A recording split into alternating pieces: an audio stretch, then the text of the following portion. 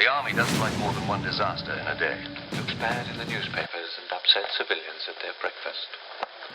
I'm Bill Buford. Welcome to WarNotes, a conflict podcast in which we will be taking a journey into history, discussing contemporary events, and even doing some conflict futurism. We'll be examining this violent and calamitous clash and collision between complex adaptive systems armed to the teeth to see who will prevail and see what it tells us about the human condition and why we can't stop.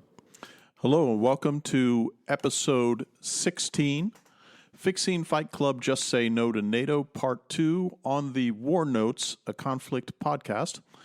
This is Bill Buford and welcome aboard once again. For those of you who are new listeners, thank you for tuning in and seeing what you think of this. A little bit of housekeeping. I would be most appreciative, whether a new listener or a perennial listener, if you would be so kind as to leave reviews or recommendations of this podcast. If you like it, recommend it to friends, family, and colleagues. I'd be obliged if you spread the word, and thank you for that. So, nearly 2 months ago on January 20th, I published episode 9, Just Say No to NATO, in my Fixing Fight Club series that I did on this conflict podcast, WarNotes. And I thought, well, I'm done with NATO. Well, I'm not. Hence the part 2 that you're seeing today. I've become increasingly frustrated with the last 60 days in watching what I have now deemed the European Union Soviet Socialist Republic, the EUSSR.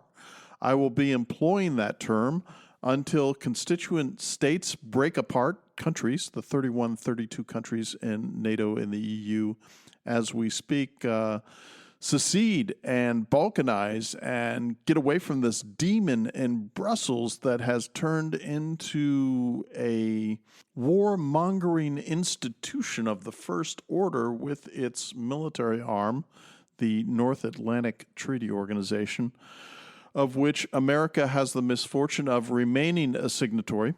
I will send you back to episode 9 concerning NATO, where I went through some of the history of NATO since 1946, and then fast forwarding to 1991, and the expansion of the NATO blob from 11 constituent countries in Western Europe to the 31 and 32 that are presently here. And in my mind, the absolutely shocking prospect of taking Sweden and Finland, formerly neutral countries, not members of NATO. I'm going to use Finland as Exhibit A, why I think the prospect of their joining NATO is so foolhardy in so many ways, and just the insane saber-rattling and warmongering by a defense entity, in this case NATO less the U.S., if the U.S. became sober and backed out of this warmongering entity, and how they are absolutely incapable of delivering on any of the threats that they're making to Russia and the BRICS countries. So if you'll take a listen to that podcast episode, it will be a good preamble to this particular episode, but I think this episode can stand alone 2 months after, in further signifying that American membership in NATO, if it was a bad idea 2 months ago, it's an even worse idea right now. As I elucidated in that previous episode, in 1991-92, when the Warsaw Pact dissolved, NATO should have dissolved, and America's entry into NATO should have dissolved. Let's recall that in the 20th century, 2 European wars originated in Europe. And let's also recall that in September 1939, when the Germans invaded Poland, the Russians met them in the middle, and Winston Churchill, while not PM, had the ear of the PM at the time, who declared war on Germany and not Russia that met them in the middle. Mind you, I think that Woodrow Wilson was patient zero for World War I for a variety of reasons, but I will sum it up in a very pithy little riddle, which is this. A time cop goes back in time, and he reports back, and he goes to his time cop captain and says, "You sent me back to kill baby Hitler, but I assassinated Woodrow Wilson instead," to which the time cop captain responds, "Adolf who?" So, and I have covered this in a variety of other episodes where we've talked about the various historian kerfuffles that are going on now with this mass misapprehension of the meaning of World War I and World War II. Two European wars that turned into world wars that were a result of squabbles between Europeans. Now we have the rather emasculated and terribly under-equipped, under-trained, and, well, for now, underfinanced NATO forces, which have not substantially contributed to the vast majority of defense that is offered by the United States participation in NATO, with all of the American bases within Europe proper, American forces there, and America pretty much being not only the senior partner, but the one who puts in the most funds, treasure, and manpower to put NATO together and make it a formidable military force. Although I would tell you that in the 21st century, America and its NATO allies are presently fighting with a 20th century force in the 21st century revolutions in military affairs that we are seeing before our very eyes, and that I will stipulate that the Russians are probably not only the most blooded, but the most capable conventional force on the face of the planet as we speak. Now, against the Russians, what we see with the Ukraine is that after 3 years of struggle, the stalemate and defeat of Ukraine is rather inevitable to savvy and informed conflict observers, excepting those who happen to be on the continent of Europe, where they think that if we throw enough money at this, if we spend enough blood and treasure on this, and surprisingly enough, you have Reich Minister Starmer, who is of late the successful architect of Operation Sea Lion, which didn't succeed, which was the German invasion, the Nazi invasion of the UK in 1940-41. Didn't happen, but Starmer managed to pull it off. And now what you're seeing is a government supremacist enclave in the UK that is trying to take the United Kingdom, which is a third world country with one teetering first world city, London, into the brink, over the abyss, into war yet again, which will prove probably, in my mind, to be the tombstone for the late and great United Kingdom. Now, it isn't only that pesky little island. It is the leadership, as it were, and I say that in air quotes, of the European Union and Brussels that is pressing for war, and more of the same instead of seeking peace in the Ukraine, which would be the logical, rational, and realpolitik answer to the problems that are presently there. So Ted Galen Carpenter, one of my favorites from the Cato Institute, and I consider the Cato Institute to be a bought and paid for advocacy tank for the District of Columbia, which is Mordor on the Potomac, but he's one of the few sober voices left there. For decades, in my mind, he has been one of not only the progenitors, but one of the wiser graybeards when talking about NATO, when talking about war, when talking about foreign policy.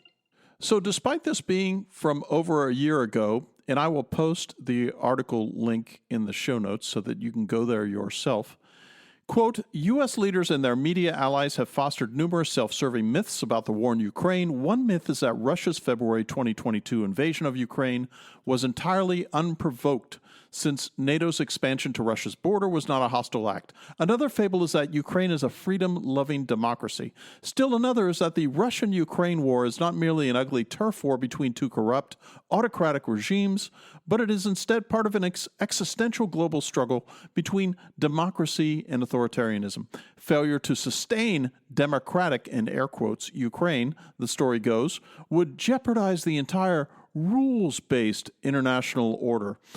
U.S. and NATO officials likely do not believe a word of these arguments, even as they avidly circulate such propaganda. However, they do seem to subscribe to another more dangerous myth, that the alliance can provide even greater amounts of financial aid and more powerful weaponry to the Ukraine without becoming an active belligerent in the war. The latest development is a commitment by the United States and Germany to send heavy battle tanks, Abrams and Leopard 2s, to Kiev, a step that hawks have been advocating for weeks. End of quote. I want to insert in here that over a year ago, I made the prediction that any tanks that made their way, Western provisioned tanks, that made their way to the eastern third of the Ukraine under Russian fire would be turned into scrap within a week. All of that has taken place. We continue. Quote, the United States also has approved the transfer of Patriot air defense missiles to Kyiv. Despite continued wariness, the Biden administration may even change its policy about supplying Ukraine with long-range artillery rockets capable of striking targets inside Russia. A dramatic escalation of U.S. and NATO involvement in the Ukraine war is taking place, and that move is yet another reckless provocation towards Russia. End of quote. I have discussed before where not only is this provocation so dangerous and escalating to a permanent conflict that will become very warlike now and in the future between first world nations, peer nations. Remember, I stopped using the word next peer because Yemen has proven that they are a peer to the United States Navy, for instance, in the Red Sea. Carpenter goes on, quote, the conventional wisdom among members of the transatlantic foreign policy blob is that such warnings are just posturing, that Russia would never dare take military action against a NATO member. It is not a comforting realization that many of the same individuals were equally certain that Moscow's repeated warnings since 2007, to include William Burns' 2008 cable to the State Department when he was the ambassador to Moscow, saying that Ukraine was a red line for NATO membership. The war in Ukraine is a definitive evidence that such assumptions were wrong. What if the conventional wisdom in the West that Russia will continue indefinitely to tolerate NATO's provision of even more powerful weapons to Moscow's enemy proves equally erroneous? Russia's national symbol is the bear, and a bear is one dangerous animal. A cornered bear is an especially dangerous animal. Western policymakers would be wise to remember that point before pushing the Russian government into a corner with respect to the Ukraine war. Belligerent status in a war is like pregnancy in one important sense. It is not possible to be half pregnant. Likewise, it is not possible for the United States or other NATO countries to be sort of non-belligerents in the Ukraine war. Washington and its allies have sought to maintain such an impossibly precarious status, but they are now careening toward becoming full-fledged belligerents, regardless of attempts to preserve the legal fiction to the contrary. One cannot overstate the danger of that strategy. Carpenter pens that in January of 2023. So it appears that this article is 2 years old, not the 1 year that I just said. Yet it is true, everything that he said, and we are in an even more dangerous position as we speak. Now I'd like to read from one of my favorite websites, antiwar.com, that I've been visiting on a daily basis since 1999. I would urge all of you, if you haven't, to visit that. That's as a conflict historian and a conflict futurist. I have found that probably to be the single most helpful site that I use to get my news about what's going on around the world. My old listeners know this. My new listeners probably do not. I always urge people not to listen to the news, not to consume the news. There's a reason that they call it programming, but to pay attention to editorials and opinion pieces, of which there are many to be had at antiwar.com that I follow, because when you do editorials and opinion pieces, it allows you not only to employ your own bias filter with full recognizance, but you know, because it happens to be an opinion piece, what their bias filter may be. And between the two of those, you can ascertain and apprehend the single most accurate picture. Do not consume the news, no matter where it comes from. Ted Snyder, U.S. foreign policy was never about promoting democracy. March 20th, 2025. U.S. President Donald Trump may or may not have been joking when he promised to be dictator for a day, or when he called himself the king, or when he asserted that he is above the law, or when he has teased about seeking a third term. But in his first weeks in the White House, a contest has emerged over whether Trump will defend democracy abroad or dismiss it. In 2 cases, he has tilted against democracy, and in 1, he has championed it. The distinguishing feature seems to be not commitment to democracy, but commitment to leaders that align with Trump's vision. The U.S. spent the Biden administration turning a blind eye to the disintegration of democracy in Ukraine. Though Biden promoted the war in Ukraine as the great battle for freedom, a battle between democracy and autocracy, he simultaneously said that Ukraine isn't ready for NATO membership because Ukraine had qualifications that need to be met, including democratization.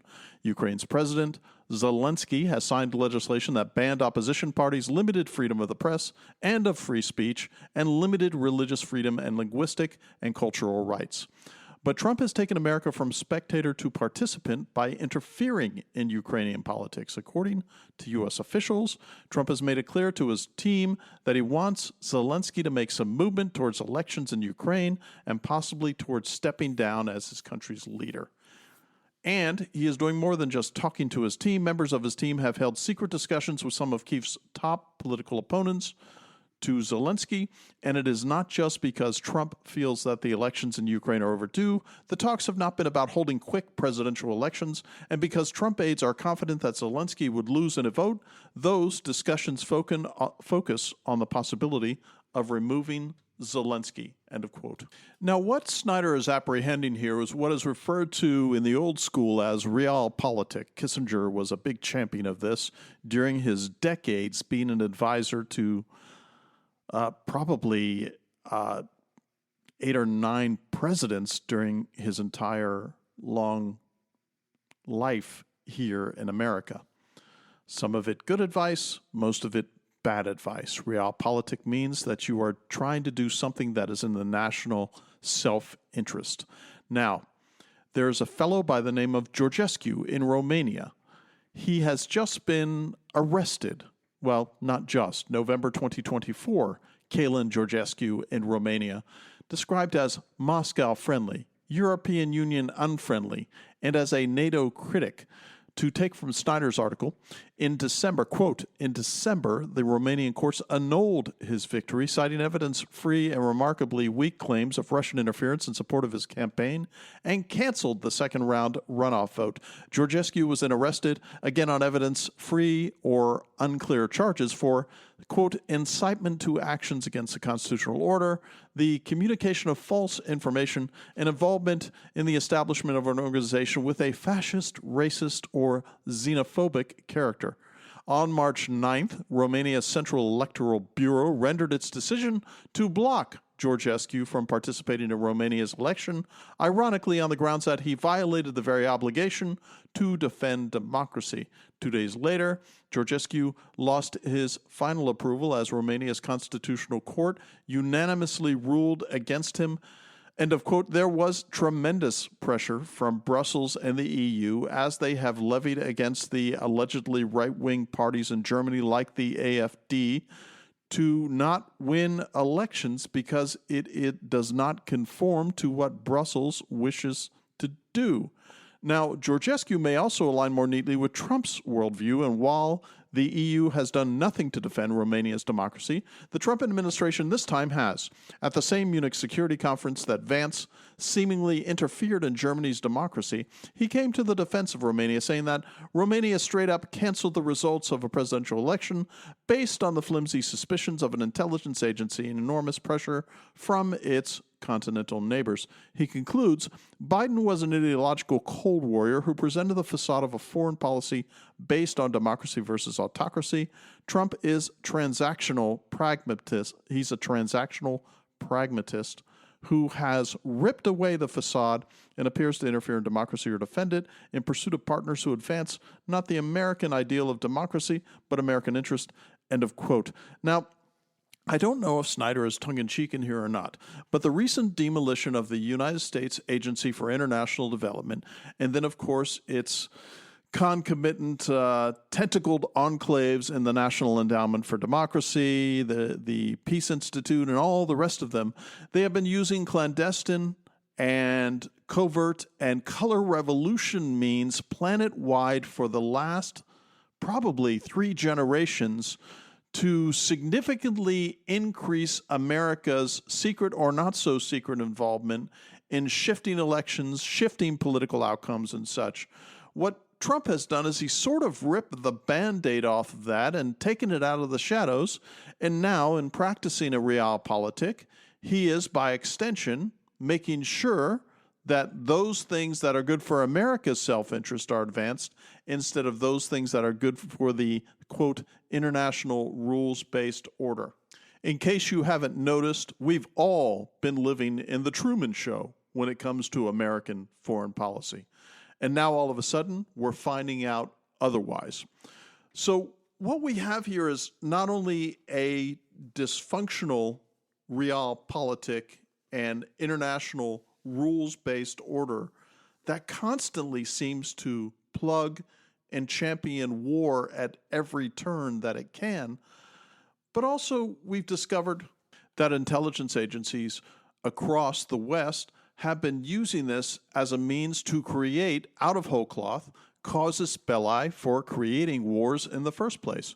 After the 2001 invasion of Afghanistan, happening after the 9/11 events on the U.S. homeland, 2 years later, the Bush administration, the second Bush administration, his son, invades Iraq and has 21 casus belli, of which none of those 21 are aligned with reality whatsoever on reflection, to get America involved in Iraq, which ends ignominiously between 2015 and 2016, the eventual reduction. And of course, we can fast forward to what happened a mere few years ago in Afghanistan with the ignominious but late and long expected withdrawal from Afghanistan, which should have happened in 2002 and not when it did. Now, I would urge everybody within earshot of this podcast, if you draw anything from this one episode, I want you to get a book by Edward Bernays called Propaganda. Rather inexpensive. I think it's like 112 pages, but he is the father of modern propaganda. Born in 1891, he published this book in 1928. And he argued that public relations is not a gimmick, but a necessity. I quote, "The conscious and intelligent manipulation of the organized habits and opinions of the masses is an important element in democratic society. Those who manipulate this unseen mechanism of society constitute an invisible government, which is the true ruling power of our country. We are governed, our minds are molded, our tastes formed, and our ideas suggested, largely by men we have never heard of. It is they who pull the wires that control the public mind," end of quote. Now, even though Bernays saw the power of propaganda during war and used it to sell products during peacetime, he couldn't have imagined that his writings on public relations would become a tool of the Third Reich, and they did. In the 1920s, Joseph Goebbels became an avid admirer of Bernays and his writings, despite the fact that Bernays was a Jew. When Goebbels became the Minister of Propaganda for the Third Reich, he sought to exploit Bernays' ideas to the fullest extent possible. For example, he created a Führer cult around Adolf Hitler. Bernays learned that the Nazis were using his work in 1933 from a foreign correspondent for Hearst newspapers.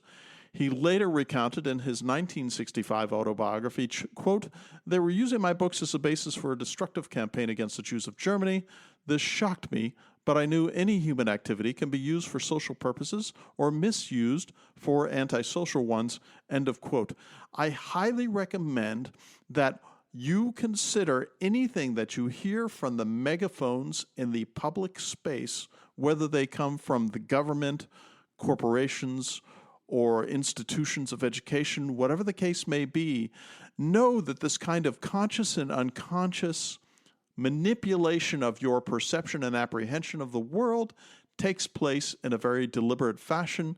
And I would urge you, in light of what this podcast episode is about, is that what you're seeing with the EU, SSR, and NATO is that they are absolutely pounding the pavement and rustling up the drumbeat for war for no good reason. But then again, most wars happen for no good reason.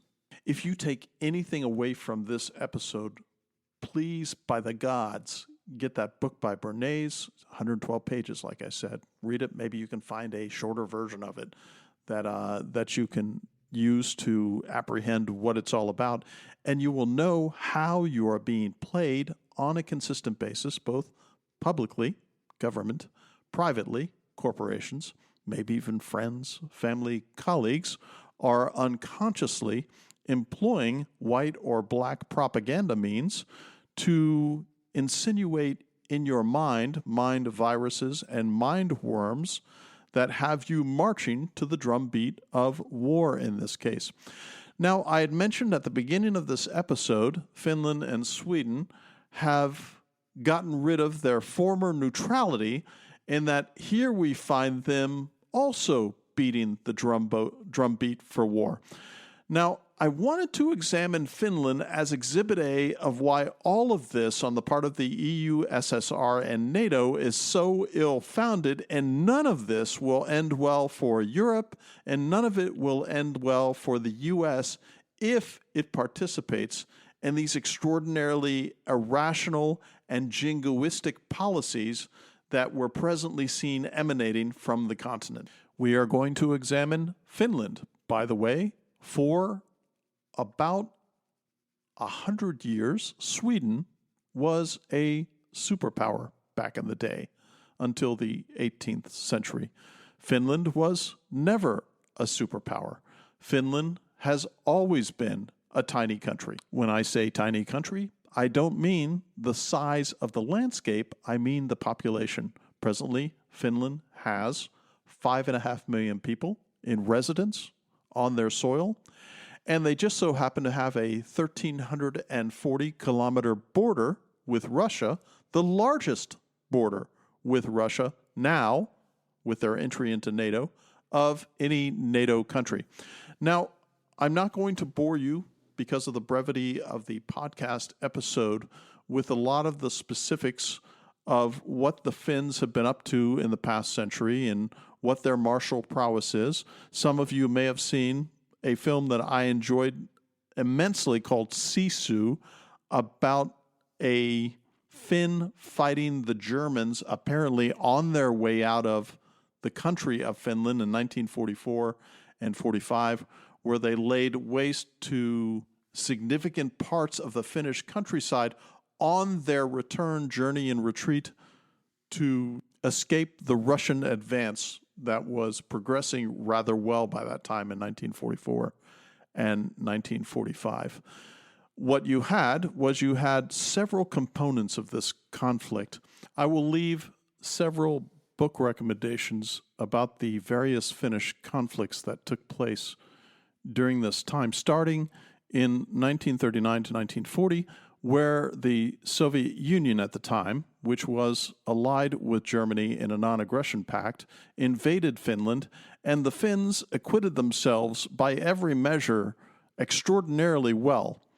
Then, by the time that particular conflict ends, in March 1940, a temporary peace is had after frantic diplomatic efforts between the USSR and the Finns.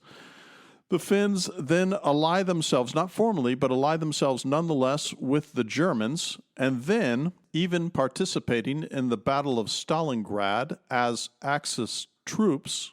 During the war in March 1944, FDR, the President of the United States, called for Finland to disassociate itself from Nazi Germany. Then in June 1944, the Red Army launched a major strategic offensive against Finland. And now, as you recall, this is probably almost 4.5 years after the previous conflict that they had with the USSR.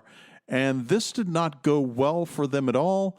And what you find is by war's end in May 1945, that the Finns are in a rather precarious stalemate with the USSR and found themselves through a Russian armistice the Moscow Armistice, which was signed by Finland and the USSR on 19 September 1944. It ended the continuation war, which had brewed up after FDR had urged them not to be aligned with Nazi Germany, but that would not be signed until 1947 in Paris. This resulted in the Lapland War that was fought between Finland and Nazi Germany in Lapland. The northernmost part of Finland, the main strategic interest of Germany in the region was the nickel mines in the Petsamo area, and I suspect that when one watches the film Sisu, which I urge you to do, I get the intimation that that's where that was occurring. Initially, the warfare was cautious on both sides, reflecting the previous cooperation of the two countries against our common enemy, but by the end of 1944, the fighting intensified. Finland and Germany had made an informal agreement and schedule for German troops to withdraw from Lapland to Norway. The Soviet Union did not accept this friendliness and pressured Finland to take a more active role in pushing the Germans out of Lapland, thus intensifying hostilities, and henceforth, the Germans adopted a scorched earth policy, and they laid waste to the entire northern half of the country as they retreated. Around 100,000 people lost their homes, adding to the burden of post-war reconstruction. Now, actual loss of life was actually pretty light. I think the Finns lost maybe 1,000 troops, Germany maybe 2,000, and then the Finnish army expelled the last of the foreign troops from Finland in April 1945. You saw something very interesting occurring during the Cold War. This is from 1946 to 1991. Finland was attempting to stake a middle ground between the Western and Eastern blocs, and if you take a look at a map, you'll see why that's so important to them. As I mentioned, yes, they have that in excess of 1,300-kilometer border with Russia proper, largest between Europe and Russia. Also, 5.5 million folks living in this very, very large country. During the period 88 to 91, when the Baltic states were pursuing independence from the Soviet Union, Finland finally avoided supporting the Baltic independence movement publicly, but did support it in the form of practical cooperation. However, after the failed 1991 August coup in Russia, Finland recognized the Baltic states and restored diplomatic relations. And of course, this fast-paced them from 1992 to the present to sort of disassociate themselves from the Russian-Finnish rapprochement and stalemate that they had between each other. And now we can fast forward to today, where in December 2021, the Russian Ministry for Foreign Affairs pressured Finland and Sweden to refrain from joining NATO. But, however, a mere year later, Finland's President Sauli Niinisto, please forgive me, those who speak Finnish, reasserted Finnish sovereignty by stating that the Finnish government reserved the right to apply for NATO membership. Furthermore, Niinisto said that Russian demands threaten the European security order, end of quote. So what that does is it brings us to where we're at now today with this. And I think that while Ukraine and its potential NATO membership is a casus belli for the Russians to behave in the fashion that they are, starting over 3 years ago when they started the special military operation into the Ukraine, I happen to think that it is very important and providential for future historians to look back on Finland's acceptance into NATO, most likely as the sine qua non that really lights the fuse of future bad blood, well, present and future bad blood, between Russia, NATO, and the EU SSR. I am at W. Bupert on Twitter. If you get the opportunity to follow me, I would urge you to do so. I follow several very keen, savvy, and smart conflict observers at Twitter. One of them goes by the moniker of Armchair Warlord at Armchair W. I urge you, if you get the opportunity, to watch what he does and listen to what he has to say. So I'd like to quote. He says here in this one post, 22 March, quote, "How to get conquered by Russia. let's actually evaluate the force Finland can deploy in wartime. According to official Finnish Arms Control disclosures, as of 2023, the Finnish Army maintains 7 brigades, all in reserve. Let's evaluate their stockpile in that light. According to the same document, the Finnish Army has 200 modern main battle tanks and 1,100 APCs and IFVs. Those would be armored personnel carriers and infantry fighting vehicles, including 320 old MTLBs and 110 BIMP-2s. Those would be old Soviet-era rolling stock. On a NATO table of organization and equipment with 44 vehicles per battalion, that's enough to equip 4 armored battalions and 25 infantry battalions for a total of 29 battalions. Assuming a U.S. Army BCT-type organization, that would be Brigade Combat Team, with 4 maneuver battalions per brigade, the Finns have enough combat vehicles to equip those 7 brigades plus 1 infantry battalion in general reserve.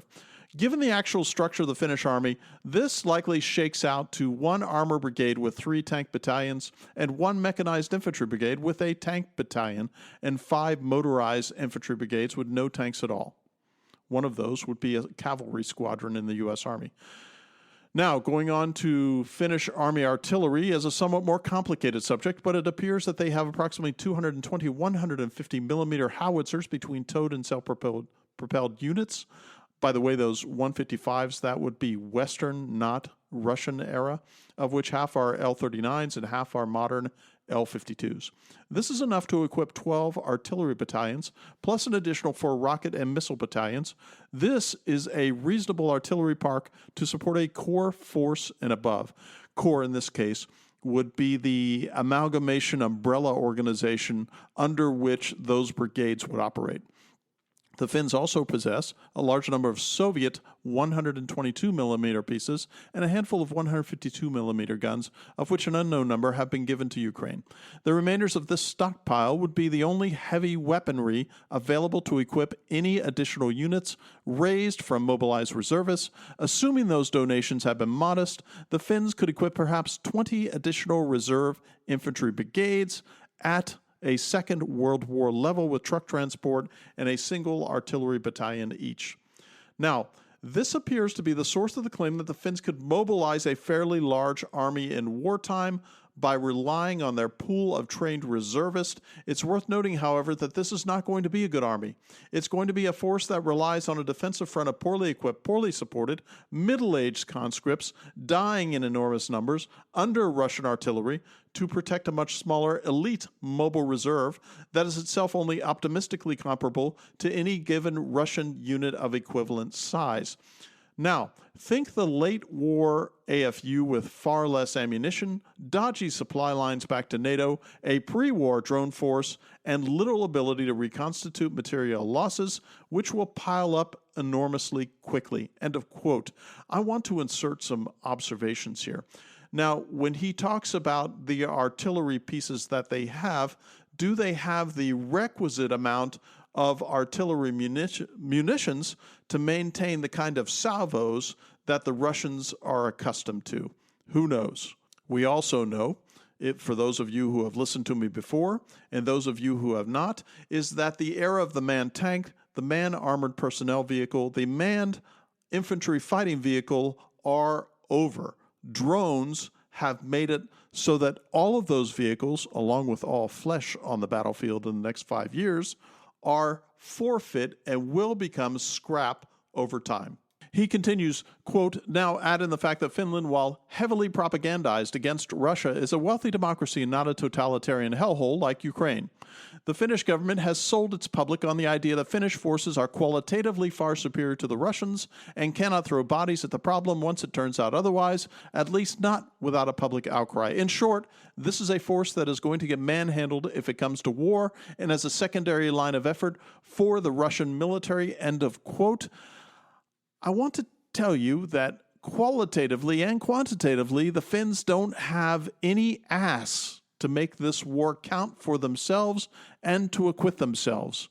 Starting from D+1, which would be a possible, and I don't say probable, I say possible, Russian provocation, they would lose everything within 72 hours that is a vehicle. And within 10 days, their personnel would be exhausted through catastrophic loss, mission-capable loss, and the ability to field any organization beyond the strength of a battalion. Now, Armchair Warlord, and I like to exemplify this myself, he brings the hand receipts and the footnotes to tell you where he got that information. I will place that information in the show notes so you can take a look for yourself. It is a document that is approximately 13 pages long called Confidence and Security Building Measures. It says Vienna Document 2011, but it is valid as of 2023, and it has a very detailed coding of the strength and what they have on the ground in the Finnish army.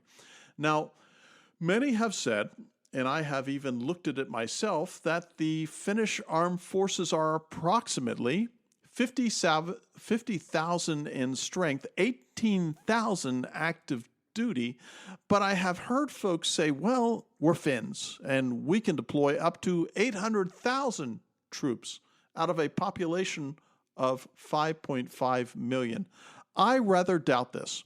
So here is a rough measure that you can employ that I have employed in my conflict and asymmetric war and conventional war studies when it comes to manning in a conflict, especially left of bang, and what that's going to look like to come up with a proper estimate for manning. So here's what I use as a rule. Now, mind you, this is a bell curve, and there could be left and right wing exceptions to this in the single digits that would be far larger than the percentages that I'm going to prognosticate on.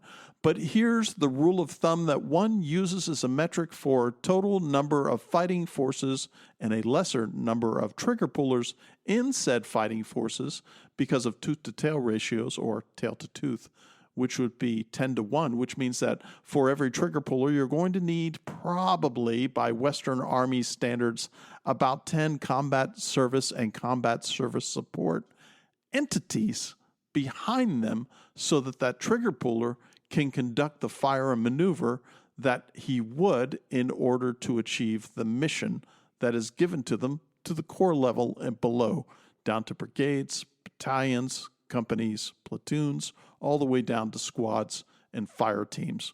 So here's the magic metric. You take every male between the age of 18 and 35 that happens to be in that country left of bang prior to the war. You take 25% of that, and that gives you the maximum number of trigger pullers and their associated logistics tail that you could find in said country. So if we apply that metric to Finland, here's the number we come up with. According to Finnish statistics, they use the age group 20 to 39, which of course includes that 18 to 35 age group.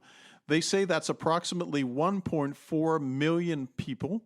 The men versus women, they call it half and half, so we're going to call that 700,000 people. And what we're going to do with that 700,000 number is we are going to say, and mind you, I think that this is optimistic because I would rather go with 20 than 25, but I'm trying to increase the number of men that they would probably talk about.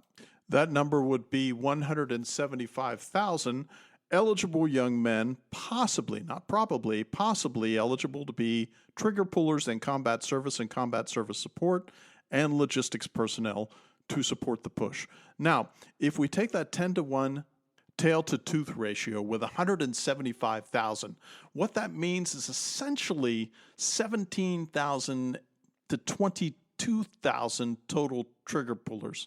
But none of this squares with what they presently have in their active duty forces, which number below 20,000. They advertise 24,000. I think 20,000 is a more accurate number. And they have a wartime strength projected at 280,000 troops, including conscripts, and a large reserve force. And apparently they have a small but capable Air Force and Navy. I guarantee you, in the improbable fight with the Russians, everything that they would have that is rolling stock or airborne or on the ocean would be gone by D+10 in a conflict between the two of them. And by the way, I'm not saying in any sense whatsoever am I trying to diminish the bravery, capability, and advanced weapons skills of the Finnish army. They are simply outclassed and outmanned in every respect. But I also don't think, when I'm considering this, that the Russians have the capability to take on Europe, or that they have the capability to both have conflict in the theater in the Ukraine, in which the majority of their forces are, or to force a lodgment and expand that lodgment into Finland proper, or one of the tinier Balkan states, one of which has a European land bridge between itself and the Russian territory of Kaliningrad. I don't see any of this happening, but what I do see is that I, for one, don't think that the Russians want to invade a square millimeter or meter of European land, because they know ultimately that would lead to an escalation of hostilities that could even entertain the exchange of nuclear weapons, which none of us want. But here we have a country, and a country of countries, in other words, the EUSSR, the EU in this case, is where the respective governments, I think 31, 32, 33, that are presently aligning themselves under the Brussels regime have said, one government isn't enough, we're going to take on another government to observe all of our governments as an umbrella to further immiserate and make us economically poorer than we were before, including what happens with the NATO. EU comes with taxes and tariffs and obligations and laws and rules and regulations that its constituent countries need to abide by, or else. The same thing applies to NATO, all of that in order to fund it. And now we have the Brussels elites talking about forming a European force, forming a military force that would be united, maybe even post-NATO, where the Europeans would have an EU army of sorts. They're talking about raising $800 billion to $1 trillion, which matches the military budget of the United States, to fund said European force.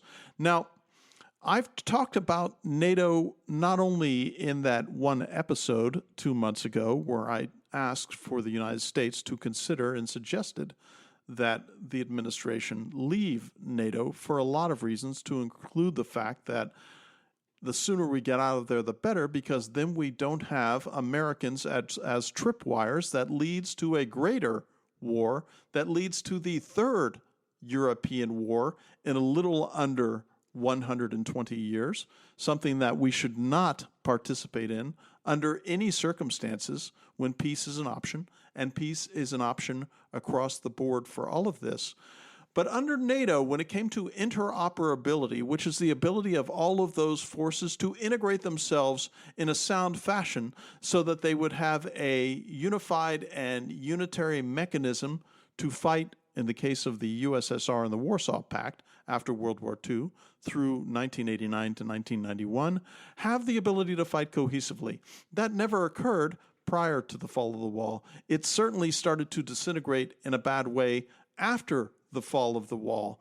It is my estimation that the Europeans, especially when you look at the disasters that have pretty much been cognizant with the disasters that the U.S. has had in acquisition since the 1980s, those same things plague them when it comes to the delivery of proper armaments. There have been successful ships, for instance, like the corvettes and frigate minuses that the Scandinavian countries develop are, I would call them first-tier naval vessels now. These are smaller naval vessels. There are only 2 countries in the EU and NATO that are foolish enough to have carriers. That would be Britain with 2 and France with 1, the Charles de Gaulle. There is a future carrier that's being planned that will be commissioned in 2038. Yeah, right. We'll see what happens with that. Let's keep in mind that that one active nuclear-powered aircraft carrier that the French have is, in fact, nuclear-powered, and that the two carriers that the Royal Navy has are not. They're conventionally powered. One can imagine the flotilla of logistics that is necessary for that. But then again, the flotilla of logistics and protection that is required for all aircraft carriers is enormous. As a matter of fact, as those of you who have listened to me in the past know that I consider the aircraft carrier the chariot and the crossbow of the 21st century. These are 20th century modalities, and for the most part, and I hope that America doesn't learn this in a grisly and morbid fashion, they are future fish apartments. So, that being the case, when I, as an amateur conflict observer and futurist, look at the ambitions and plans of the EU independent of the United States, let's suppose that the Trump regime takes on the sobering perspective and says, yeah, no more of NATO because we don't want to be involved in any more European wars, and the Europeans are on their own. I do think that it will be a chaos avalanche and a cavalcade of calamities when it comes to crafting their aircraft inventory, their armies, coordinating them, having the interoperability between all these countries, being able to breach all the language barriers, and not only that, being able to take on, if they have the misfortune of doing so, and they are the ones who are rattling the sabers to do so, not the Russians. The Russians are, again, the most blooded, the most experienced, and in many ways, the most advanced land army on the face of the planet as we speak. So I would conclude by saying this. I had said in episode 9, America needs to leave NATO. 2 months later, I feel even more strongly America needs to leave NATO. I am perplexed, appalled, and just absolutely mystified by the European desire to not seek peace in Ukraine, but trying to escalate that conflict. And I would leave you with this. The new administration, the changes that are taking place in the United States, the audit investigations, and the absolute inability of the West, the U.S., and of course, UK is patient zero for this, absolute lack of interest in peace talks since the start of the special military operation with the invasion by Russia of Ukraine because of that red line that had been identified as early as 2008 by William Burns, now the head of the CIA, then the Russian ambassador, saying again and again that all of these provocations took place as a result of Western perfidy and mischief-making and color revolutions, to include what happened in the Ukraine in 2014. If you want to see the hand receipts, the footnotes, the evidence in all of this on why this happened in the first place, look no further than Provoked by Scott Horton, available at the Libertarian Institute. Yes, I am the Smedley D. Butler Fellow for Military Affairs at the Libertarian Institute, but I happen to not only have a copy for myself, which is well thumbed and has all kinds of tabs in it, also gave them to my sons. They love it. If you want to know what happened here as far as the Ukraine and Russia, that is the book to go to. And in the greater sense, if you want to know why we need to leave NATO soonest, that is also the book to go to. So, thanks for listening. I look forward to your feedback, your comments, your recommendations. You can reach me at cgpodcast@pm.me. That's cgpodcast@pm.me. You can reach me at the Chasing Ghost Podcast Substack, where I have a comments function, and I love interacting and listening and hearing the conversations that we can have about my various podcast episodes. This is so incredibly important, this whole issue. So I thank you for listening. I thank you for your solicitude, and I would urge you to recommend that friends, family, colleagues listen to this if you find it useful and interesting. And I am forever obliged if you will leave stars or reviews on your favorite podcast vendor. This is Bill, out.